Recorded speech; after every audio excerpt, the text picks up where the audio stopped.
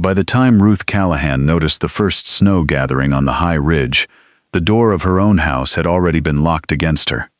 She stood beside the front gate with one wooden trunk, a wool blanket, and 14 sheep pressing together behind her. The man holding the key never looked at the animals. "Road freezes after November," Amos Reddick said. "I would not wait that long to find somewhere else." Ruth looked at the thin white line above the Wyoming hills. It was October 1886, and somewhere beyond those hills, winter was already moving toward her. Ruth was 21.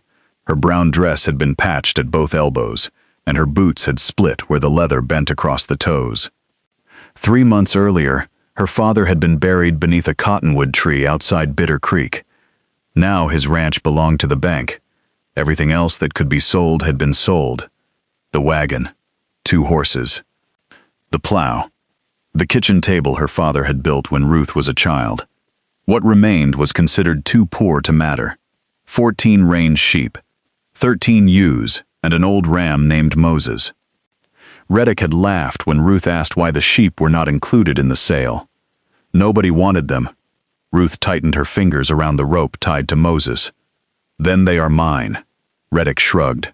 "Until the wolves decide otherwise." The gate closed behind her. Ruth heard the iron latch drop. She did not turn around. People watched from the windows along Bitter Creek's main road as she passed with the flock. Men in cattle country had little use for sheep. They called them grass cutters. They complained about their smell and mocked anyone who raised them. Her father had heard every joke. He had kept raising them. Ruth walked with his old shepherd's crook in one hand and a canvas bag over her shoulder.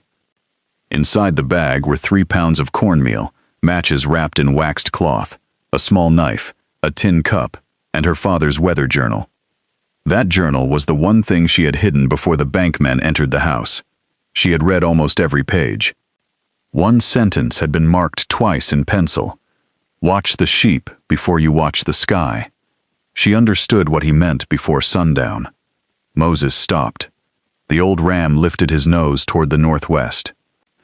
The ewes stopped behind him. No grazing, no wandering. Every head turned toward the same distant ridge. Ruth followed their gaze. A long wall of gray cloud sat above the mountains. It did not move like an autumn rain cloud. It seemed to spread. Stay with Ruth through this one detail, because the animals had noticed something the people in Bitter Creek had not. Winter was early. Ruth needed shelter before dark. There was no barn available to her, no empty cabin, no relative waiting with a spare bed. Only the western cliffs. They rose nearly 300 feet above Willow Run, broken by shelves of gray granite and narrow strips of pine. Cattle could not climb there. Wagons could not reach it. That was why nobody wanted the ground. Ruth drove the sheep toward the cliff. By dusk, she found a shallow shelf beneath an overhanging slab. It was barely deep enough for the flock. She pushed the sheep against the rear wall and stacked dead branches across the open side.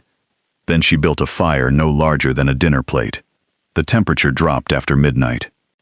Ruth woke with her jaw shaking. The fire had burned down. Moses stood beside her, his wool rimmed with frost.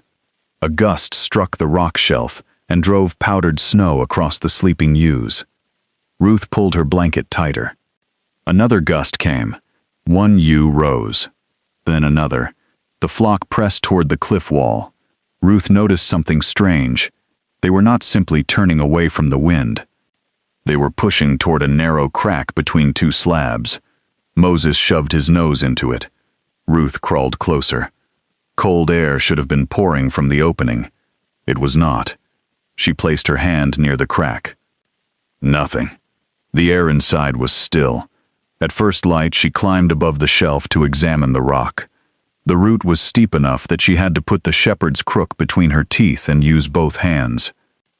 Twice, loose stones rolled beneath her boots. 30 feet above the flock, she found tracks. Not human tracks. Bighorn sheep. 3 sets crossed a narrow ledge and vanished behind a cluster of twisted juniper. Ruth crouched. Wild sheep did not choose exposed ground when hard weather approached. She looked down at her own flock. Moses stared up at her. Ruth followed the tracks. The ledge narrowed until only half her boot fit on the stone. Her right hand stayed against the cliff. Below her, Willow Run looked no wider than a silver thread. Then the tracks disappeared behind the junipers. Ruth pushed through. A branch caught her hair. Another scraped her cheek. She pulled free and stopped. There was a black opening in the cliff. Not a crack. Not an animal hole. A cave. Ruth stepped closer.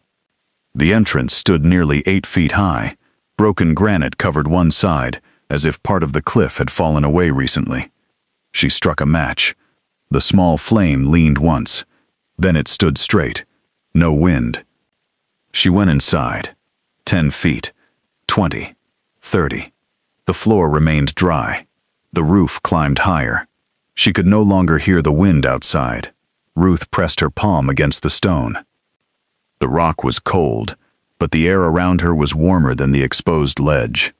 Then she saw something near the rear wall. Dry grass. Old droppings. Wool caught against a sharp stone. Bighorn sheep had been using this place for years. Ruth slowly turned toward the entrance. 14 domestic sheep waited below the cliff. The first snow had already reached the ridge, and she was standing inside enough mountain to hold every one of them. She hurried outside. That was when a sharp crack rolled across the valley. Ruth looked north. A pine tree bent hard beneath the wind. Then another. The gray cloud had crossed the mountains. She grabbed the juniper branches and started down toward her flock. Halfway to the ledge, the first thick snowflake struck the back of her hand. Then another landed beside it. Ruth looked up. The entire sky was coming down. The snow reached Ruth before she reached the flock. It came sideways now. Large wet flakes struck her face and melted against her skin before the wind turned them to ice. Below the cliff, the sheep had already packed themselves against the stone. Moses stood at the front, legs spread wide, his gray head lowered into the wind. Ruth slid the last few feet down the slope. "Come on, old man." She pulled his rope. Moses did not move. The trail to the cave was narrow. The ewes had never climbed it. One bad step could send an animal rolling down the rocks. Ruth looked toward the valley. The houses of Bitter Creek had disappeared behind white air. She had no second choice. She shortened Moses's rope and started upward. The ram resisted for 3 steps. Then his front hoof found the path. Ruth climbed slowly. Moses followed. The first ewe followed him. Then another. Soon 14 sheep were moving single file above the valley floor. Ruth kept one hand against the cliff and the other wrapped around the rope. Snow covered the ledge faster than their hooves could clear it. A young ewe slipped. Her back legs went over the edge. Ruth dropped to her knees. She caught a fistful of wool near the ewe's shoulder. The animal kicked against open air. Ruth's boot slid 6 inches. Loose gravel rattled down the cliff. Moses stopped ahead of her. The whole flock stopped behind. Ruth pushed her shoulder against the ewe. "Up!" The ewe kicked again. One hoof found stone. Then another. She scrambled onto the ledge. Ruth stayed on her knees for several seconds. Her fingers would not open. She forced them straight against the granite. Then she stood. "Keep moving." The cave entrance appeared through the juniper branches just before daylight vanished. Moses walked inside first. The ewes followed without being driven. Within minutes, 14 sheep stood beneath solid stone. Ruth pulled branches across the entrance. They did almost nothing. Wind pushed snow through every opening.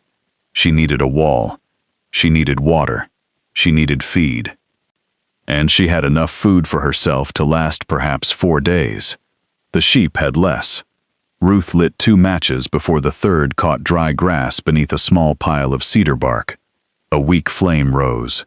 She fed it twigs. Then thicker wood. The fire showed her more of the cave. The main chamber was wider than she had realized. A second narrow opening ran deeper into the cliff.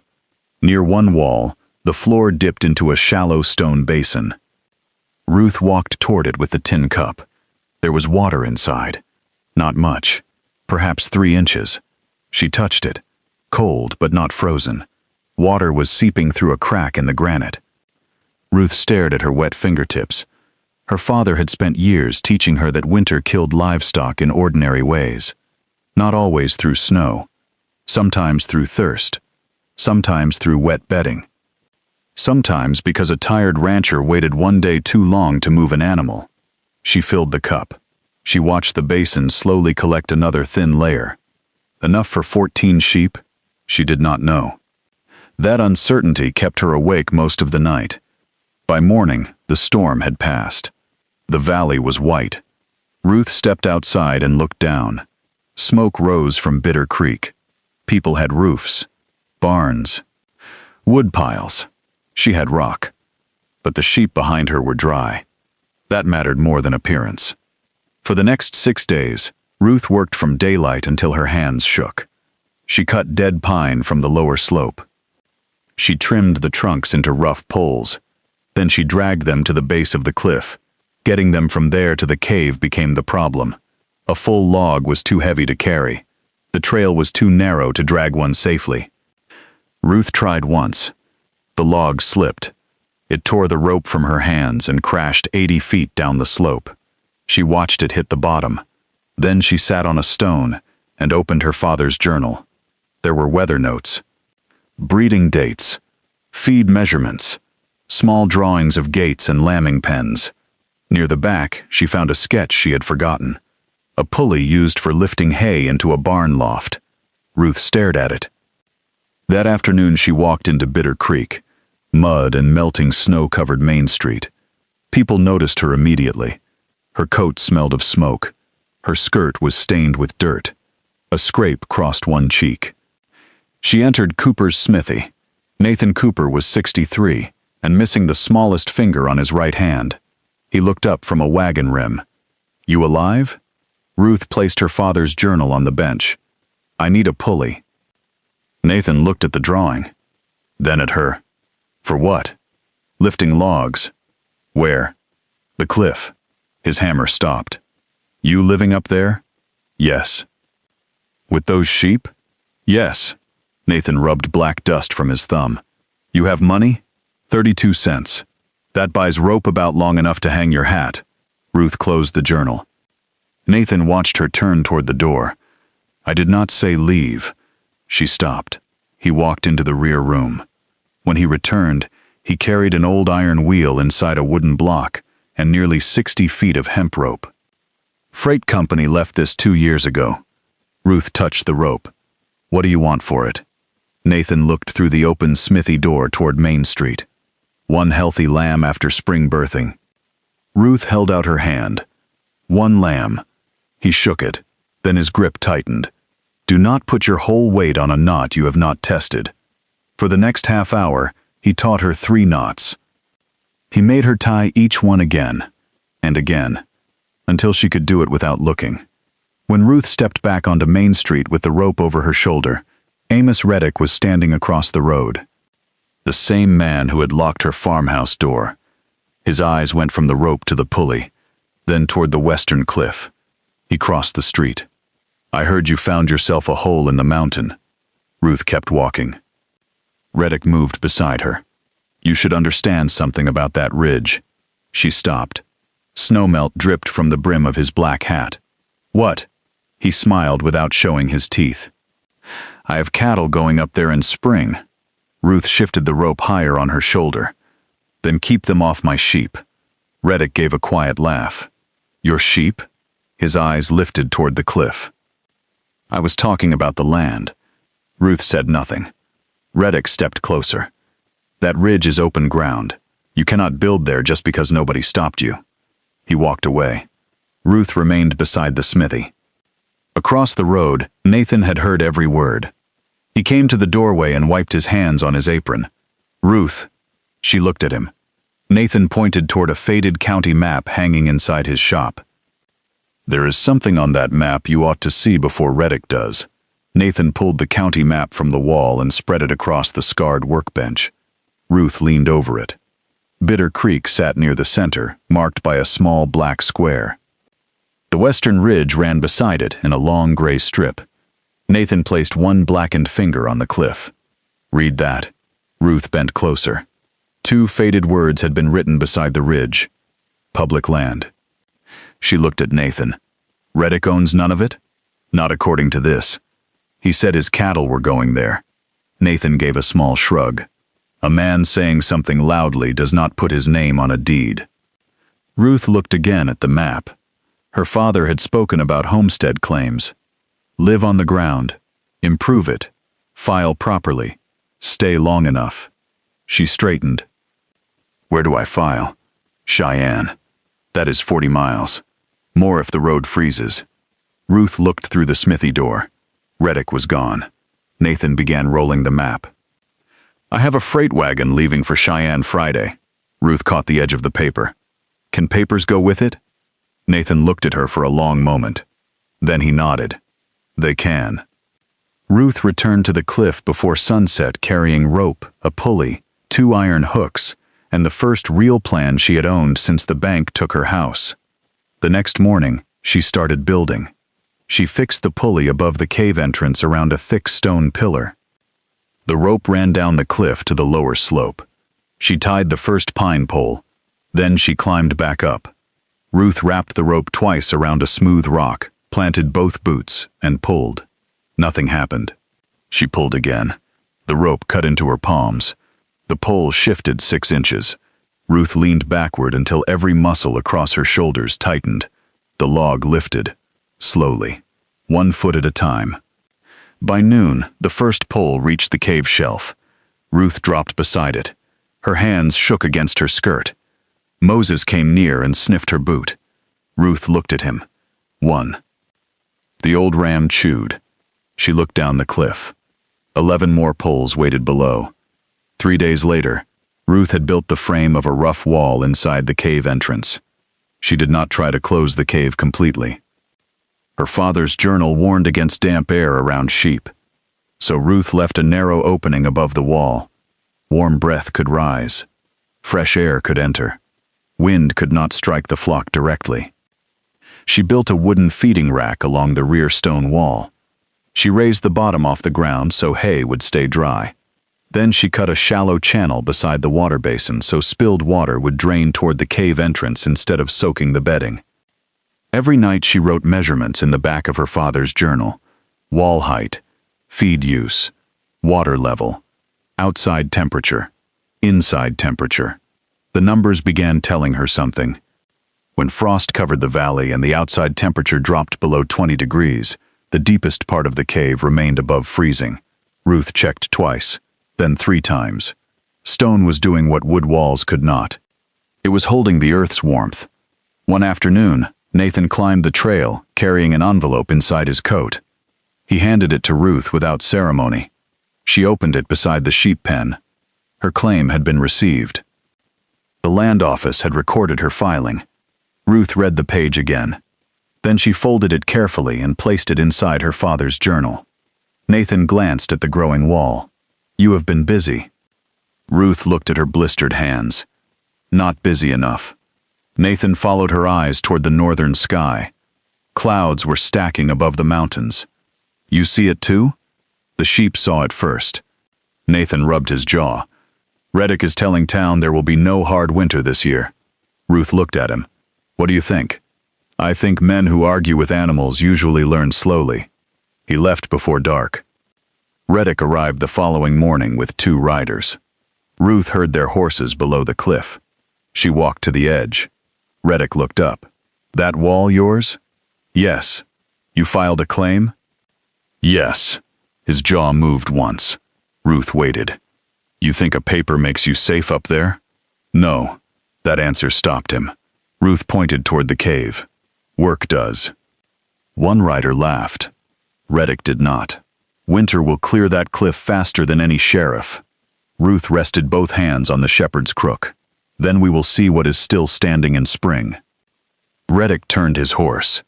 Before leaving, he looked once at the flock above him. Then the 3 riders disappeared toward town. The first hard storm arrived 6 days later. Snow covered the trail before noon. By evening, Ruth could not see Bitter Creek. She closed the wooden wind wall. She spread straw beneath the sheep. She filled the feeding rack. 14 animals settled beneath the granite roof. The storm struck the cliff all night. Ruth sat beside a lantern watching the upper air gap. No snow entered. The straw remained dry. The water basin did not freeze. Moses lay down. One ewe rested her head against another. Ruth opened her father's journal. Outside temperature, 8 below zero. Inside the sheep pen, 36 above. She stared at the numbers. Then a sharp bleat came from the far corner. Ruth lifted the lantern. A young ewe was on her side. Her legs kicked once against the straw. Ruth rushed over. The ew's belly tightened beneath her hands, then tightened again. Ruth looked toward the storm outside. She had expected lambing in late winter. Not now. Not during the first killing storm of December. The ewe strained again. Ruth reached beneath her tail. Her fingers found one tiny hoof. Only one. The lamb was turned wrong. Ruth pulled off her coat. She rolled her sleeves above her elbows. The wind hammered the wooden wall. The lantern flame moved. Ruth placed one hand against the ew's side. Easy. Then she reached inside, and somewhere beyond the cave, another tree snapped under the weight of the storm. Ruth found the second hoof. It was folded backward beneath the lamb. She closed her eyes for one breath, changed the angle of her hand, and pushed gently. The ewe strained. Not yet. Ruth worked by touch. The lantern threw her shadow across the stone wall, while snow struck the wooden barrier at the cave entrance. At last, the trapped leg moved. Ruth caught both tiny hooves. Now, the ewe pushed. Ruth pulled downward. A wet lamb slid into the straw. For one terrible second, it did not move. Ruth cleared its mouth with 2 fingers. Nothing. She rubbed its ribs hard with a piece of burlap. "Come on." The lamb jerked. Its mouth opened. A thin cry filled the cave. Ruth lowered her head until her forehead almost touched the straw. Then another sound came from behind her. A second ewe was standing apart from the flock. Ruth looked at the swollen belly. No. The ewe pawed the ground. Another contraction passed through her. Ruth looked around the pen. Several of the others were restless too. The breeding dates in her father's journal had been wrong. The lambing season had started, and the storm outside was growing stronger. By midnight, 3 lambs had been born. By dawn, there were 5. Ruth had slept perhaps 10 minutes. She moved from ewe to ewe with stiff hands, checking noses, drying wet bodies, pushing newborns toward warm udders. The temperature outside continued falling. Inside, the cave stayed above freezing. The sheep themselves added heat, their bodies packed close beneath the stone. Every new lamb Ruth dried was placed beside its mother in deep straw. Outside the wall, the Wyoming winter tried to tear the mountain apart. Inside, small legs began learning how to stand. The storm did not stop the next day, or the next. On the 3rd morning, Ruth opened the upper viewing slot in the wooden barrier. Nothing remained of the trail. Snow had climbed almost halfway up the entrance. She pushed a pole through the drift. It disappeared nearly 4 feet before reaching open air. The valley below was gone. No roofs, no road. No smoke, only white. Ruth shut the slot. Feed became her next problem. She had stored enough hay for 14 sheep through an ordinary stretch of bad weather. She had not planned for lambing, nor for a storm that refused to move. She reduced waste first. Every loose stem that fell from the rack went back into it. She measured each feeding. She checked the water basin morning and evening. The slow seep continued. On the 4th night, another ewe went into labor. Then 2 more. Ruth worked until her knees could barely straighten. One lamb arrived backward. She pulled it free. Another was too weak to stand. Ruth warmed it beneath her coat beside the lantern until its legs began kicking against her ribs. She placed it beneath its mother. The ewe licked its face. Ruth sat against the wall. Her hands rested open on her knees. 7 lambs, all alive. She looked toward Moses. The old ram stood chewing as if nothing unusual had happened. You caused this. Moses blinked. Ruth almost laughed. Then came the sound from outside. Not wind, a voice. Ruth! She stood. Again. Ruth Callahan! She opened the viewing slot. Here! A figure appeared through blowing snow. Nathan Cooper. Another man followed him. Then another.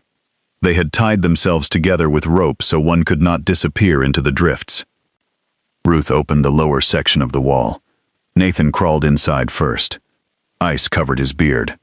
What happened? Town lost 3 barns. He looked at the flock, then at the lambs. His mouth opened slightly. All alive? So far. Nathan stepped farther inside. Behind him came Henry Wallace, a cattle rancher from south of Bitter Creek. The third man crawled through last. Amos Reddick. Ruth became still. Reddick did not look like the man who had locked her gate. His expensive coat was torn at one shoulder. Blood had frozen along one cheek. He removed his hat. My calving barn went down. Ruth waited. Reddick looked at the dry straw, the feeding rack, the unfrozen water, then the 7 newborn lambs. I have 11 calves left. Nathan looked toward Ruth. Another storm line is coming tonight. Ruth understood. The cave had room. Not much, but enough if they built another barrier deeper inside. Reddick swallowed. I know what I said to you.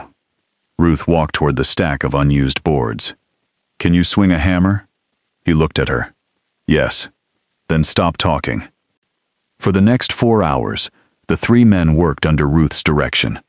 They moved the sheep into the deeper chamber. They built a rough dividing pen. They widened the lower entrance through the drift. Then Henry and Reddick went back down with Nathan. They returned before dark. 11 calves came with them. 2 more ranchers followed. Then 4 cows. A milk goat. 3 half-frozen lambs from another flock. Ruth checked each animal before allowing it farther inside. The cave filled with warm breath, straw, hoofbeats, and men speaking in low voices. That night the second storm arrived. It struck harder than the first. The wind buried Bitter Creek beneath new drifts. Inside the cliff, Ruth sat beside the sheep pen. Another ewe was laboring. Reddick stood nearby holding the lantern. Tell me where. Ruth pointed. Higher. He raised it. The ewe pushed. A small white lamb slid into Ruth's hands. She cleared its mouth. The lamb coughed. Then it cried. Reddick stared at it. Ruth wrapped the newborn in dry cloth and placed it beside its mother. 8 lambs. All alive. By the time the weather finally broke, 10 had been born inside the cliff. Not one was lost. When Ruth opened the cave doors 3 mornings later, sunlight struck snow so bright everyone inside turned their faces away. Bitter Creek slowly appeared below them. Broken roofs pushed through the drifts. Fences had vanished. Trees lay bent across the road. Ruth stepped onto the ledge. Behind her, 10 lambs moved through warm straw beside their mothers. Amos Reddick came to the entrance. He held something in his hand, the old brass key to Ruth's farmhouse. He offered it to her. Ruth looked at it. Then she looked at the cave she had built with rope, pine, stone, and 14 sheep nobody had wanted. She closed Reddick's fingers around the key. Keep it. Then Ruth turned back inside, as the smallest lamb tried to climb over the wooden gate. If you enjoyed Ruth's frontier survival story, subscribe and leave a like for more Wild West stories.